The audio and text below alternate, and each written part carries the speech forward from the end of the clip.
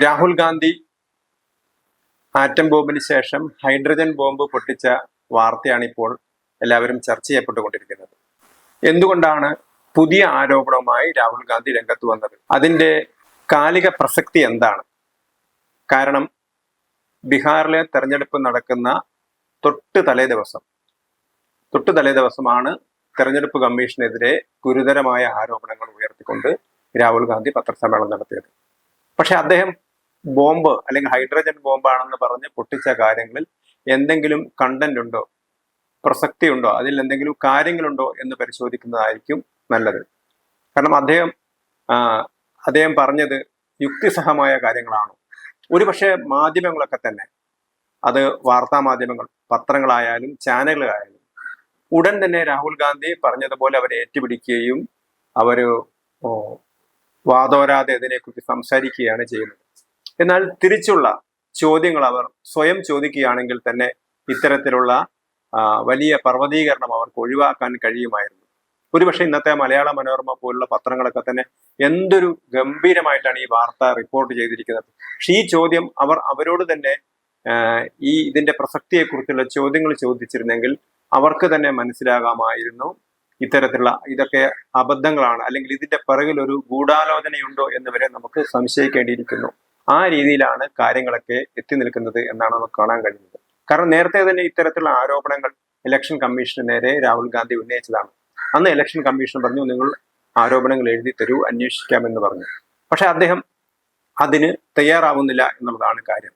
കാരണം അതിനകത്ത് അദ്ദേഹം വലിയൊരു കെട്ടുകൾ, അതായത് ഇത് വോട്ടർ പട്ടികയുടെ കെട്ടുകളാണ്, അങ്ങനെ ആളുകളെ ബോധിപ്പിച്ചുകൊണ്ട് ചില ഗിമ്മിക്കുകൾ കാണിക്കുകയാണ് അദ്ദേഹം ചെയ്യുന്നത്. അദ്ദേഹത്തിന്റെ ആരോപണത്തിൽ എന്തെങ്കിലും കഴമ്പുണ്ടോ എന്ന് നമുക്ക് പരിശോധിക്കാം. അപ്പൊ അദ്ദേഹം എന്തൊക്കെയാണ് പറഞ്ഞിരിക്കുന്നത്? 25.4 ലക്ഷം ഫേക്ക് വോട്ടർമാരാണ് എവിടെയുള്ളത്? ഹരിയാനയിലുള്ളത്. ഹരിയാനയിലെ 90 നിയമസഭാ മണ്ഡലങ്ങളിലേക്കായിട്ട് 2 കോടിയോളം വോട്ടർമാരാണ് ഉള്ളത്. അതിൽ 8-1 വ്യാജ വോട്ടർമാരാണ് അദ്ദേഹം പറയുന്നത്. അതുപോലെ തന്നെ അതിൽ തന്നെ 5.2 ലക്ഷം ഡ്യൂപ്ലിക്കേറ്റ് വോട്ടർമാരാണ്, അതായത് ഒരാളുടെ വോട്ട് പല സ്ഥലത്തും ഉണ്ടാവുകയാണ്. അതേപോലെ തന്നെ 93,174 വോട്ട് ഇൻവാലിഡ് ആണ്. അതേപോലെ 19.2 ലക്ഷം വോട്ട് ബൾക്ക് വോട്ടായിട്ട് ചേർത്തിരിക്കുകയാണ് എന്നുള്ള ആരോപണങ്ങളാണ് അദ്ദേഹം ഉന്നയിച്ചത്. അത് സാധൂകരിക്കാനുള്ള കാര്യമായ തെളിവുകളൊന്നും തന്നെ അദ്ദേഹം കൊണ്ടുവന്നിട്ടില്ല. ഇതൊരു എന്താണ് പറയുന്നത്, വെറുതെ ഒരു ആരോപണമാണ് അദ്ദേഹം ഉന്നയിക്കുന്നത്. അദ്ദേഹം അതിനെ സബ്സ്റ്റാൻഷിയേറ്റ് ചെയ്യാൻ വേണ്ടി ചില വാദമുഖങ്ങൾ പറയുകയാണ്. ആ വാദമുഖങ്ങളാണ് ഒരിക്കലും നമുക്ക് ശരി വരുന്നത്. കാരണം അദ്ദേഹം പറയുന്നത് ഹരിയാനയിലെ തെരഞ്ഞെടുപ്പ് ഫലം വരുന്നതിന് മുമ്പ് എല്ലാ മാധ്യമങ്ങളും സർവേകളൊക്കെ തന്നെ കോൺഗ്രസ് ജയിക്കുമെന്ന് പറഞ്ഞിരുന്നു. പക്ഷേ കോൺഗ്രസ് ജയിച്ചില്ല. അപ്പം കോൺഗ്രസ് ജയിച്ചില്ല എന്ന് പറഞ്ഞാൽ ഒരു ടൈറ്റ് ഫൈറ്റ് നടക്കുന്ന സമയത്ത് ഒരിക്കലും നമുക്ക് പ്രവചിക്കാൻ കഴിയില്ല. കാരണം അതിനകത്ത് ഡാറ്റ കളക്ട് ചെയ്യുന്നതിലുള്ള വീഴ്ചകൾ കൊണ്ടാണ് ഇങ്ങനെയൊക്കെ സംഭവിക്കുന്നത്.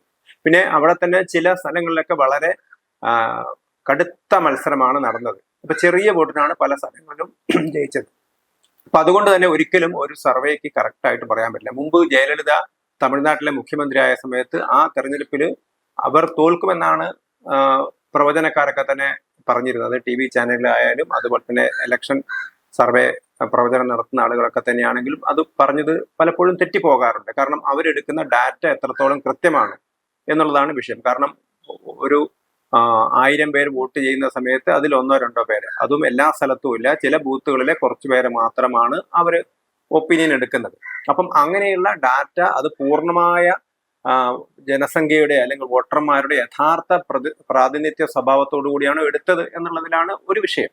അപ്പൊ അതുകൊണ്ട് എല്ലാവരും കോൺഗ്രസ് ജയിക്കും എന്ന് പറഞ്ഞത് കൊണ്ട് കോൺഗ്രസ് ജയിക്കണമെന്നില്ലല്ലോ, അതൊരു കാരണമല്ല. രണ്ടാമതൊരു കാരണം രാഹുൽ ഗാന്ധി പറയുന്നത് സർവീസ് വോട്ടർമാർ, അതായത് പോസ്റ്റൽ ബാലറ്റ് എണ്ണിയ സമയത്ത് കോൺഗ്രസ് മുന്നിലായിരുന്നു.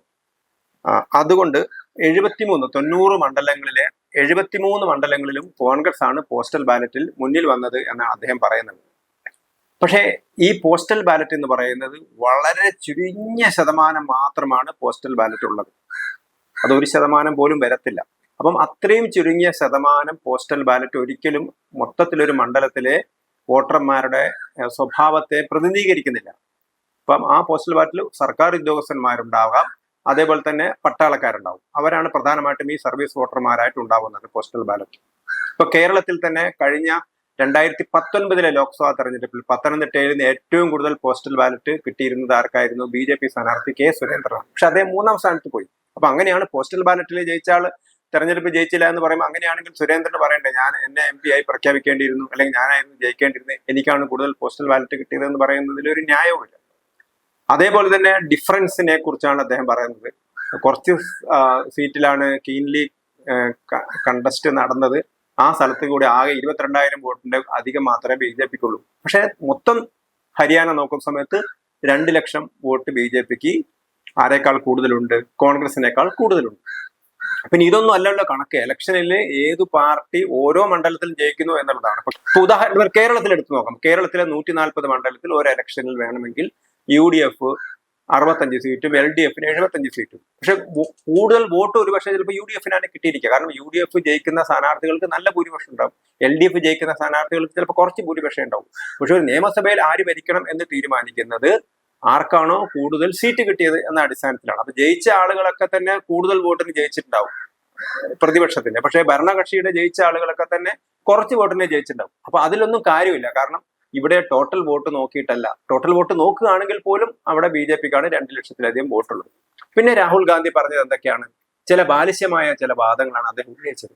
ഒരു ബ്രസീലിയൻ മോഡലിന്റെ ലാരിസ എന്ന അവരുടെ പേര്, ആ ബ്രസീലിയൻ മോഡലിന്റെ ചിത്രത്തിൽ 22 പേർ 2 ബൂത്തിലായിട്ട് വോട്ട് ചെയ്തു എന്നാണ് പറയുന്നത്. അപ്പൊ ഇതൊക്കെ ഒരു സാങ്കേതികമായ പിഴവായിരിക്കും. ആ ചിത്രം അദ്ദേഹത്തിന് എവിടെ നിന്ന് കിട്ടിയെന്നുള്ളത് പോലും നമുക്കറിയില്ല. കാരണം ഇലക്ഷൻ കമ്മീഷൻ അങ്ങനെ ഒരു ഫോട്ടോ ഉള്ളത് കൊടുത്തോ എന്ന് പോലും അറിയില്ല. അതിൽ തന്നെ ഒരു സ്ത്രീ വളരെ വ്യക്തമായിട്ട് പറഞ്ഞു, ഞാൻ എന്റെ വോട്ടാണ് ചെയ്തത്, എന്റെ വോട്ടിനകത്ത് ഈ ചിത്രമൊന്നുമല്ല വേറെ ചിത്രമാണ് വന്നത്, ഞാൻ പരാതി കൊടുത്തിരുന്നു എന്ന് അവർ പറഞ്ഞു കൃത്യമായിട്ട്. അപ്പൊ അവരെ കൂടി അപമാനിക്കാതെ വോട്ട് ചെയ്ത ആളുകളെ അപമാനിക്കണം. കാരണം അവരുടെ വോട്ട് എന്തോ ഒരു കള്ള വോട്ടാണെന്നുള്ള ധ്വനിയാണ് രാഹുൽ ഗാന്ധി കൊണ്ടുവരുന്നത്. അപ്പൊ ഇതൊക്കെ ചിലപ്പോൾ ഒരു ക്ലറിക്കൽ മിസ്റ്റേക്ക് ആയിരിക്കും. അദ്ദേഹം പറഞ്ഞു പിന്നെ ചില വീടിന് നേരെ വീട്ട് നമ്പർ നേരെ 0 എന്ന് എഴുതിയിരിക്കുന്നു. അപ്പൊ അത് ഇലക്ഷൻ കമ്മീഷൻ പറഞ്ഞു അത് വളരെ വ്യക്തമായതാണ്, കാരണം സ്വന്തമായിട്ട് വീടില്ലാത്ത ആളുകൾക്ക് 0 കൊടുക്കും. അപ്പൊ ഇപ്പൊ പറഞ്ഞു അങ്ങനെയാണെങ്കിൽ ഒരു കാശുകാരന്റെ വീടിന് 0 കൊടുത്തത് എങ്ങനെ എന്ന് ചോദിക്കണം. അപ്പൊ ആ കാശുകാരന്റെ വീടിന് ഒരു പക്ഷേ പുതിയ വീടായിരിക്കും, മുനിസിപ്പാലിറ്റിന്ന് നമ്പർ കിട്ടിയിട്ടുണ്ടാവില്ല. മുനിസിപ്പാലിറ്റി നമ്പർ കിട്ടാത്തടത്തോളം കാലം അവർ 0 നമ്പറാണ് കൊടുക്കുന്നത്. അപ്പൊ ഇതൊക്കെ പ്രാദേശിക തലത്തിൽ അവർക്ക് പോയി തിരക്കിയാൽ കഴിയുമായിരുന്ന വസ്തുതയെ എന്ത് ചെയ്യാണ്? ഒരു പർവ്വതീകരിച്ചുകൊണ്ട് ചാനലുകളിലൂടെ അവരെന്ത് ചെയ്യാണ്? ഇലക്ഷൻ കമ്മീഷന്റെ വിശ്വാസ്യതയെ ചോദ്യം ചെയ്യാനുള്ള ശ്രമമാണ് രാഹുൽ ഗാന്ധി നടത്തിയത്. രാഹുൽ ഗാന്ധി പറഞ്ഞത് 2 ബൂത്തുകളായിട്ട് ഒരാൾ 238 വോട്ട് ചെയ്തു എന്നാ പറയുന്നത്. അപ്പൊ 238 വോട്ട് ചെയ്തു എന്ന് ഉറപ്പുവരുത്താനുള്ള ഒരു തെളിവും രാഹുൽ ഗാന്ധിയുടെ കൈവശമില്ല. മാത്രമല്ല 238 വോട്ട് ചെയ്യാൻ പറ്റില്ല. അപ്പൊ ഇവിടെ മറ്റൊരു കാര്യം എന്ന് പറഞ്ഞാൽ ഈ ഒരു പ്രക്രിയ, ആ പ്രക്രിയക്ക് ഒരു അടിസ്ഥാനപരമായ സ്വഭാവമുണ്ട്. ആ സ്വഭാവത്തിൽ ഓരോ സ്ഥാനാർത്ഥികൾക്കും ഏജന്റ് ഉണ്ടാവും, ഓരോ പാർട്ടിക്കും ബൂത്ത് ലെവൽ ഏജന്റ് ഉണ്ടാവും. അപ്പം ബൂത്ത് ലെവൽ ഓഫീസറെ കൂടാതെ ഓരോ പാർട്ടിക്കും ഏജന്റ് ഉണ്ടാവും. ഇപ്പൊ ഹരിയാനയിൽ തന്നെ ആഗസ്റ്റ് 2-നാണ് അവർ എന്ത് ചെയ്യുന്നത്? വോട്ടർ പട്ടിക പ്രസിദ്ധീകരിക്കുന്നത്. അപ്പൊ എല്ലാ പാർട്ടികൾക്കും വോട്ടർ പട്ടിക കൊടുക്കുന്നു. എന്നിട്ട് അത് കരട് പ്രസിദ്ധീകരിക്കുകയാണ്. അതിനുശേഷം ആളുകൾക്ക് പരാതികൾ കൊടുക്കാം. അങ്ങനെ 1 ലക്ഷത്തിലധികം പരാതികൾ വന്നു. ആ പരാതികളിലൊക്കെ തീർപ്പ് കൽപ്പിച്ച ശേഷം ആഗസ്റ്റ് 27-ന് അന്തിമ പട്ടിക പ്രസിദ്ധീകരിക്കുന്നു. അപ്പൊ ഇവർക്കൊക്കെ കണ്ടുപിടിക്കാൻ പാടില്ലായിരുന്നു എന്തെങ്കിലും ക്രമക്കേടുണ്ടെങ്കിൽ. അപ്പം അങ്ങനെ എല്ലാം സുതാര്യമായി ചെയ്തു. ഇവർക്കൊക്കെ കോപ്പി കൊടുത്തു, ആളുകളോട് ചർച്ച ചെയ്തു. ഈ പ്രോസസ്സിലൊക്കെ ഈ BLA-മാരെ എല്ലാ പാർട്ടികളിലും പ്രതിനിധികളെ ഉൾപ്പെടുത്തുന്നുണ്ട്. അപ്പം അന്നൊന്നും ഇവർ ചെയ്തില്ല. ഇനി ഇലക്ഷൻ കഴിഞ്ഞാലെങ്കിലും അവർക്ക് പരാതി കൊടുക്കാം. ഇലക്ഷൻ കഴിഞ്ഞിട്ടും പരാതി ഉണ്ടായിരുന്നു, നിരവധി പരാതികളുണ്ടായിരുന്നു. ആ പരാതികൾ ഇതുപോലത്തെ പരാതികളില്ല. ആ പരാതികൾക്ക് തീർപ്പ് കൽപ്പിക്കുകയും ചെയ്തു. അത് തീരാത്തത് കോടതികളിൽ കിടക്കുക. 1023 കേസ് കോടതിയിലുണ്ട്. ആ കോടതിയിലെ കേസൊന്നും ഈ പറഞ്ഞ ആരോപണങ്ങളുമായിട്ട് ബന്ധപ്പെട്ടതേ അല്ല. അപ്പൊ ഇതൊക്കെ എവിടുന്ന് കിട്ടി? എന്തുകൊണ്ട് കോൺഗ്രസ് എന്ന് പറയുന്ന ഒരു പാർട്ടി, ആ പാർട്ടിയുടെ താഴേക്കിടയിലെ ഘടകങ്ങൾക്ക് ഇങ്ങനെ എന്തെങ്കിലും ഒരു പ്രശ്നം ഉണ്ടെങ്കിൽ അത് ഉന്നയിക്കാമായിരുന്നില്ലേ? അപ്പം തികച്ചും അപ്രായോഗികമായ അസംഭവ്യമായ കാര്യങ്ങളെ കുറിച്ചുള്ള ആരോപണങ്ങളാണ് അദ്ദേഹം ഉന്നയിച്ചിരിക്കുന്നത്. 238 വോട്ട് ഒരാൾ ചെയ്തു എന്നൊക്കെ പറയുമ്പോൾ നമുക്കത് കാരണം ഇവിടെയൊന്നും വേറെ ആരുമില്ലേ, ഈ ബൂത്തിലൊന്നും വേറെ ആരുമില്ല. വോട്ട് ചെയ്യുന്ന സമയത്ത് ഇതൊന്നും ചോദിക്കാൻ ആരുമില്ലേ. അപ്പൊ അവരുടെ ഏജന്റ് എവിടെ പോയിരുന്നു? മാത്രമല്ല ഇങ്ങനെയൊക്കെ വോട്ട് ചെയ്ത സ്ഥലത്തൊക്കെ ജയിച്ചിരിക്കുന്നത് കോൺഗ്രസ് ആണ്. അപ്പൊ ഇവര് എങ്ങനെയാണ് BJPക്കാണ് വോട്ട് ചെയ്തത് എങ്ങനെയാണ് ഇവർ പറയുന്നത്? അതിനെന്ത് തെളിവാണുള്ളത്? പിന്നെ കഴിഞ്ഞ തവണ അദ്ദേഹം ഒരു പ്രസ്ഥാനത്തിന്റെ അല്ലെങ്കിൽ ഒരു സ്ഥാപനത്തിന്റെ ഒരു ഇൻസ്റ്റിറ്റ്യൂഷന്റെ വിശ്വാസ്യതയെ തകർക്കാനാണ് കഴിഞ്ഞ വർഷവും ശ്രമിച്ചത്. 126 വയസ്സുള്ള ഒരാൾ വോട്ട് ചെയ്തു എന്നൊക്കെ പറഞ്ഞു. അപ്പൊ അത് വിശദമായി അന്വേഷിച്ച സമയത്ത് അവരുടെ ജനന തീയതിക്കകത്ത് ഒരു ഡിജിറ്റിൽ മാറിയത്, ഒരു 0ക്ക് പകരം 9 ആയിപ്പോയി. അപ്പം ഒരു ഡിജിറ്റ് മാറുന്ന സമയത്ത് അവരുടെ ഇതിൽ വരുന്ന വ്യത്യാസമാണ് അത് കാണുന്നത്. ഇപ്പൊ 126 വോട്ടുള്ള ആളുകൾ ഗുജറാത്തിലുണ്ട്, മറ്റേതേതോ സംസ്ഥാനത്തെ കുറിച്ചായത് പറഞ്ഞു. പക്ഷെ 126 വയസ്സുള്ള വോട്ടർ ഗുജറാത്തിലുണ്ട്. അതേ സമയത്ത് 38, 36 വയസ്സുള്ള ആളുകളുടെയും ജനന സർട്ടിഫിക്കറ്റ് മുനിസിപ്പൽ ഓഫീസിൽ നിന്ന് കയ്യിലുള്ള യഥാർത്ഥ കറക്റ്റ് ജനന സർട്ടിഫിക്കറ്റ് കൊടുത്തിട്ട് പോലും ഉദ്യോഗസ്ഥരോ പകർത്തുന്ന സമയത്തോ വന്ന തെറ്റ് മൂലം 126 വയസ്സുള്ള വോട്ടർ ഇപ്പോഴും ഉണ്ട്. പക്ഷെ അവർക്ക് ആക്ച്വലി 28 വയസ്സേ ഉള്ളൂ. അങ്ങനെ ചില മിസ്റ്റേക്കുകൾ സംഭവിച്ചിരിക്കാം. ഇത് പത്രസമ്മേളനത്തിലൂടെ ചൂണ്ടിക്കാണിക്കുന്നതിന് പകരം അതാത് സ്ഥലത്തെ അതിനുള്ള സംവിധാനങ്ങളുണ്ട്. പാർട്ടിയുടെ ഏജന്റുമാർ അത് പറഞ്ഞ് തിരുത്തുകയാണ് ചെയ്യേണ്ടത്. അതിനാണ് കരട് പട്ടികയൊക്കെ പ്രസിദ്ധീകരിക്കുന്നത്. അതിനുശേഷം അന്തിമ പട്ടിക പ്രസിദ്ധീകരിച്ചു. അന്തിമ പട്ടിക പ്രസിദ്ധീകരിച്ചു കഴിഞ്ഞാലും അവർക്ക് അപ്പീൽ പോകാൻ പറ്റുമായിരുന്നു. അപ്പൊ അതൊന്നും ചെയ്യാതെ ഒരു കമ്മീഷന്റെ വിശ്വാസ്യതയെ തകർക്കാണ് രാഹുൽ ഗാന്ധി ചെയ്തിരിക്കുന്നത് എന്നുള്ളതാണ് കാര്യം. പിന്നെ അദ്ദേഹം പറഞ്ഞു ബി.ജെ.പിയുടെ ചില നേതാക്കന്മാർക്ക് അവിടെയും ഹരിയാനയിലും ഇവിടെയും വോട്ട് ചെയ്തു, വോട്ടുണ്ടെന്നാ പറഞ്ഞു. വോട്ട് ചെയ്തു എന്ന് അദ്ദേഹം പറഞ്ഞില്ല, അദ്ദേഹത്തിന് അത് തെളിയിക്കാൻ കഴിഞ്ഞിട്ടില്ല. ഇതേപോലെ പവൻ ഖേരയ്ക്കും വോട്ടുണ്ട്, കോൺഗ്രസിന്റെ ഔദ്യോഗിക വക്താവിനും വോട്ടുണ്ട്, 2 സംസ്ഥാനങ്ങളിൽ വോട്ടുണ്ട്. അപ്പം ഇങ്ങനെയുള്ള തെറ്റുകൾ തിരുത്തുന്നതിനാണ് സ്പെഷ്യൽ ഇന്റൻസീവ് റിവിഷൻ എന്ന പദ്ധതി കൊണ്ടുവന്നത്. അത് 2002 ബീഹാറിൽ നടത്തിയതാണ്, ഇപ്പം വീണ്ടും നടത്തുന്നത്. അന്ന് അതിനെതിരെ യാത്ര നടത്തിയ ആളാണ് രാഹുൽ ഗാന്ധി. അപ്പം ഒരു ഭാഗത്ത് തെറ്റുകൾ വരുന്നുള്ളത് സ്വാഭാവികമാണ്. ഇന്ത്യയെ പോലത്തെ ഒരു രാജ്യത്ത് തെറ്റുകൾ വരും. കാരണം മരിക്കുന്ന സമയത്ത് കറക്റ്റായിട്ട് അത് വോട്ടർ പട്ടികയിൽ മാറ്റാൻ പറ്റുന്നില്ല. അപ്പൊ എന്തുകൊണ്ടാണ് വോട്ടർ പട്ടികയിൽ SIR കൊണ്ടുവരുന്നത്? ആളുകൾ മരിക്കുന്നു, മരിച്ച ആളെ ഒഴിവാക്കണം, ആളുകൾ സ്ഥലം മാറുന്നു. കാരണം ഇന്ത്യയെ പോലത്തെ ഒരു വികസിച്ചു കൊണ്ടിരിക്കുന്ന രാജ്യത്ത് ആളുകൾ പരസ്പരം സിറ്റിയിലേക്കൊക്കെ താമസം മാറും. അല്ല ജോലി കാരണങ്ങൾ കൊണ്ടോ മറ്റു പല കാരണങ്ങൾ കൊണ്ടോ ആളുകൾ അങ്ങോട്ടും ഇങ്ങോട്ടും താമസം മാറും. അപ്പം ആ താമസം മാറുന്ന സമയത്ത് അവർ വോട്ടർ പട്ടികയിൽ അങ്ങോട്ടും ഇങ്ങോട്ടും നമ്മൾ മാറ്റുന്നു ആ പ്രക്രിയയ്ക്ക് വേണ്ടി.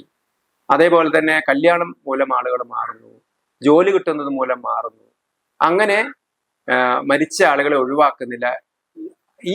ഈ രീതിയിലുള്ള വോട്ടർ പട്ടികയിലെ ക്രമക്കേടുകൾ തിരുത്തുന്നതിനാണ് സ്പെഷ്യൽ ഇന്റൻസീവ് റിവിഷൻ നടത്തുന്നത്. അതേപോലെ തന്നെ പൗരത്വവുമായി ബന്ധപ്പെട്ട വിഷയങ്ങൾ. കാരണം പൗരനല്ലാത്ത ആളുകൾ വന്നിട്ടുണ്ടെങ്കിൽ, കാരണം വളരെ ഗൗരവമായ ഒരു കാര്യമാണിത്. ബംഗ്ലാദേശിൽ നിന്ന് വന്ന ആളുകളൊക്കെ തന്നെ ആസാമിലെയും ബംഗാളിലെയും ഒക്കെ വോട്ടർ പട്ടികയിൽ കടന്നുകൂടിയിട്ടുണ്ട്. അത് ബീഹാറിലും ഉണ്ട്. ആ ആളുകളൊക്കെ ഒഴിവാക്കണം.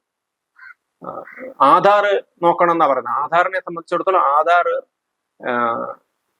പൗരന്മാരല്ലാത്ത ആളുകൾക്ക്, അതായത് NRI പദവിയുള്ള ആളുകൾക്കൊക്കെ തന്നെ ഈ ആധാർ കൊടുത്തിട്ടുണ്ടാകാം. കാരണം ആധാർ ഒരു ഐഡന്റിറ്റി കാർഡാണ്. പക്ഷേ അതൊരു പൗരത്വത്തിന്റെ രേഖയല്ല എന്നുള്ളത് കൊണ്ടാണ് ആധാറുമായിട്ടുള്ള തർക്കം വന്നത്. അപ്പൊ അതെന്ത് ആവട്ടെ, അത് കോടതിയുടെ പരിഗണനയിലുള്ള ഒരു വിഷയമാണ്. ഇവിടെ എന്താ ചെയ്തിരിക്കുന്നത് കോൺഗ്രസ്? നമ്മുടെ ഒരു ഭരണഘടനാ സ്ഥാപനത്തിന്റെ വിശ്വാസ്യതയെ തകർക്കാൻ വേണ്ടി ശ്രമിക്കുക. അത് രാജ്യത്തിന് നേരെയുള്ള ഒരു ആക്രമണമായിട്ട് നമുക്കതിനെ കണക്കാക്കാൻ പറ്റും. ഇപ്പം ആർമിക്ക് നേരെ ആക്രമണം നടത്തിയിരിക്കുകയാണ്. ആർമിയുടെ ഘടനയെക്കുറിച്ചാണ് അദ്ദേഹം ആക്രമണം നടത്തിയിരിക്കുന്നത്. അപ്പം നമ്മുടെ ആർമിയെക്കുറിച്ച്, ഇപ്പൊ ഇന്ത്യയും പാകിസ്ഥാനും തമ്മിലുള്ള യുദ്ധത്തിൽ പാകിസ്ഥാന് ഉപയോഗിക്കാൻ പറ്റുന്ന രീതിയിൽ ആയുധങ്ങളാണ് അവരുണ്ടാക്കി കൊടുത്തിരുന്നത് കോൺഗ്രസ്. അവരുടെ വാദമുഖങ്ങളൊക്കെ അങ്ങനെയാണ്. നമ്മുടെ സർക്കാർ എന്ത് പറയുന്നു അതിന് വിരുദ്ധമായിട്ടാണ് അവർ പറഞ്ഞിരുന്നത്. അപ്പൊ അത് പാകിസ്ഥാൻ പ്രചരിപ്പിക്കുകയും ചെയ്തു. അതേപോലെ വിദേശ രാജ്യങ്ങളിൽ ഇടയ്ക്കിടയ്ക്ക് പോകുന്ന രാഹുൽ ഗാന്ധി, അത് കൊളംബിയയിലാണെങ്കിലും അമേരിക്കയിലാണെങ്കിലും പല സ്ഥലത്ത് പോയിട്ടും ഇന്ത്യ വിരുദ്ധ പ്രസ്താവനകളാണ് അദ്ദേഹം നടത്തുന്നത്. ഇതാണ് രാഹുൽ ഗാന്ധിയുടെ ഇത്തവണത്തെ ഹൈഡ്രജൻ ബോംബിന്റെ വിശേഷം. ഇത് സ്വന്തം പരാജയം മറച്ചു വെക്കാൻ, അല്ലെങ്കിൽ പരാജയ ഭീതിയിൽ, ബീഹാറിലെ പരാജയത്തിൽ നിന്നുള്ള ആ ഭീതിയിൽ നിന്ന് ശ്രദ്ധ തിരിച്ചുവിടാനുള്ള തന്ത്രം മാത്രമാണെന്നാണ് BJP ആരോപിക്കുന്നത്. അതുപോലെ തന്നെ BJPയുടെ പല നേതാക്കന്മാരും, കേരളത്തിലെ പ്രസിഡന്റായിരുന്ന K. സുരേന്ദ്രൻ പോലെയുള്ള ആളുകൾ, അദ്ദേഹം പറയുന്നു അദ്ദേഹം രാഹുൽ ഗാന്ധിയുടെ ഇന്റഗ്രിറ്റിയെ തന്നെ ചോദ്യം ചെയ്യാണ്. കാരണം അദ്ദേഹം ഒരു ഇന്ത്യ വിരുദ്ധനാണ്. കാരണം ജോർജ് സൊറോസ് പോലുള്ള അറിയപ്പെടുന്ന ഇന്ത്യ വിരുദ്ധരുമായിട്ട് സഖ്യം ചെയ്ത ആളാണ് രാഹുൽ ഗാന്ധി. അദ്ദേഹം പറഞ്ഞു എനിക്കെതിരെ ഡിഫമേഷൻ കേസ് എടുത്തോട്ടെ, പക്ഷെ ഞാൻ ഇതിനകത്ത് ഉറച്ചു നിൽക്കുകയാണ്, രാഹുൽ ഗാന്ധി ഇന്ത്യ വിരുദ്ധനാണെന്ന് പറയുന്നു. അപ്പൊ ഏതായാലും അങ്ങനെ ഒരു ചർച്ചയിലേക്ക് പോകുന്നതിന് പകരം എന്തുകൊണ്ട് ഇന്ത്യയിലെ ഭരണഘടനാ സ്ഥാപനങ്ങളെ താറടിച്ച് കാണിക്കാൻ രാഹുൽ ഗാന്ധി ശ്രമിക്കുന്നു? വസ്തുനിഷ്ഠമല്ലാത്ത ആരോപണങ്ങൾ, സബ്സ്റ്റാൻഷിയേറ്റ് ചെയ്യാൻ പറ്റാത്ത ആരോപണങ്ങൾ ഉന്നയിച്ചുകൊണ്ട് നമ്മുടെ ഭരണഘടനാ സ്ഥാപനങ്ങളുടെ വിശ്വാസ്യതയെ തകർക്കാനാണ് രാഹുൽ ഗാന്ധി ശ്രമിക്കുന്നത് എന്നുള്ളതാണ് വളരെ വ്യക്തമായ കാര്യം.